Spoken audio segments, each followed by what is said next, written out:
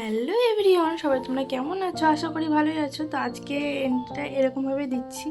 আজকে আমরা সবাই মিলে যাচ্ছি গাড়ি করে গঙ্গাচান থেকে ডাহাপাড়ায় গঙ্গাচান করবো, করে কারণ ঠাকুরের দর্শন করে প্রসাদ খেয়ে বাড়ি আসবো। তো চলো তোমাদের সাথে সবটাই শেয়ার করবো, শেষ পর্যন্ত ভিডিওটা দেখো। তো হাই বলে দাও। তুমি বলে দাও। ঠিক আছে, চলো। আমি শাড়ি পরেছি কারণ চান করবো, মানে কুর্তি পরলে যাই হোক খুলতে অসুবিধা হয়। তো চলো দেখে থাকো।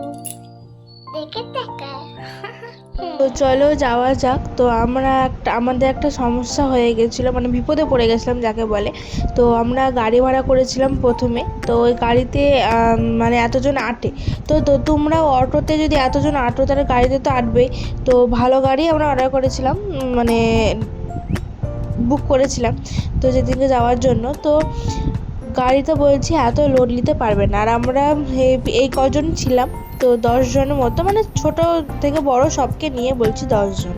তো বললো এত লোড নিতে পারবো না, আমাকে 500 টাকা দাও, আমি চলে যাই। তা আমরা তো গাড়িতে যেতেই পারলাম না, 500 টাকা কিসের জন্য দেবো?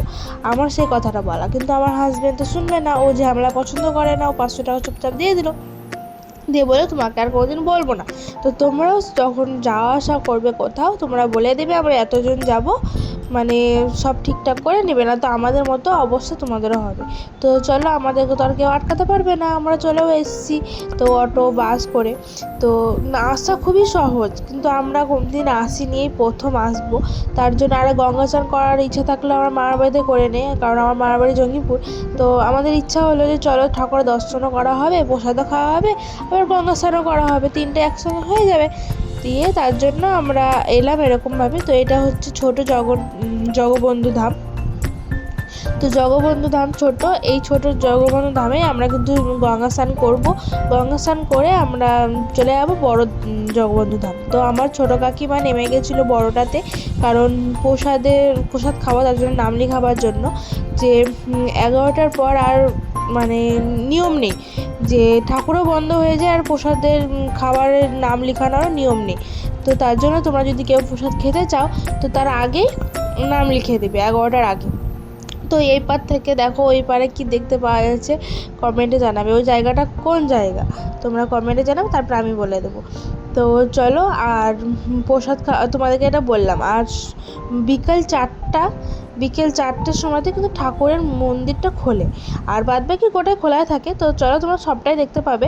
তো আমরা ওইখানে চান টান করে একটু মুড়ি খেয়ে আমরা চলে এসেছিলাম একটা চায়ের দোকান। আর এটা হচ্ছে বড়ধাম মন্দিরের কাছে। আমরা চায়ের দোকানে বসে চা খেলাম, চা খাওয়ার পর আমরা মন্দিরে ঢুকলাম, প্রবেশ করলাম। তো তখন মন্দিরের কপাট বন্ধ হয়েছিল, মানে ঠাকুরের কপাটটা বন্ধ হয়েছিল। তা আমরা আগে মানে দেরি হয়ে গেছিলো বলে ঘোরাফেরা করছিলাম বাইরে। তো ওই জায়গাটা এতটা সুন্দর, তোমরা আসতে যদি কেউ চাও তোমরা আসতে পারো, খুবই সুন্দর, মানে যেতে ইচ্ছা করবে না এরকম জায়গা। আর তোমরা যদি প্রসাদ খেতে যাও তো তোমরা নাম লিখে দেবে। আর সব একটা ভিডিওর মধ্যে সবটা দেওয়া সম্ভব না, আমি নেক্সট ভিডিও পার্টে তোমাদেরকে দেখিয়ে দেবো প্রসাদে কী কী খাওয়ানো হলো, বা গোটাটাই ঘুরিয়ে দেখাবো যে কীরকম কী। তারপরে আরও একটা মন্দির যাব, সেটাও তোমাদের সাথে শেয়ার করব। তোমরা পুরো ভিডিওটা শেষ পর্যন্ত দেখবে, আর একটা পার্ট আসবে, ওটাও দেখবে। তো জায়গাটা খুবই সুন্দর, তো দারুণ, মানে সবটাই সুন্দর। তো তোমরা একটু মানে ওই 11টার আগে আসার চেষ্টা করবে যদি কেউ প্রসাদ খাও। আর 4টার সময়তে ঠাকুরের কপাটটা খুলে, কারণ 11টার আগে তোমাদের নাম লেখানো হবে, ঠাকুরের দর্শনও করা। হ্যালো বন্ধুরা, তো আজকে চলে এসেছি জগবন্ধু ধাম। তোমাদেরকে বলেছিলাম সকালে। তো এই যে জগবন্ধু ধাম, খুব সুন্দর জায়গা, তোমরা আসতে পারো চাইলে।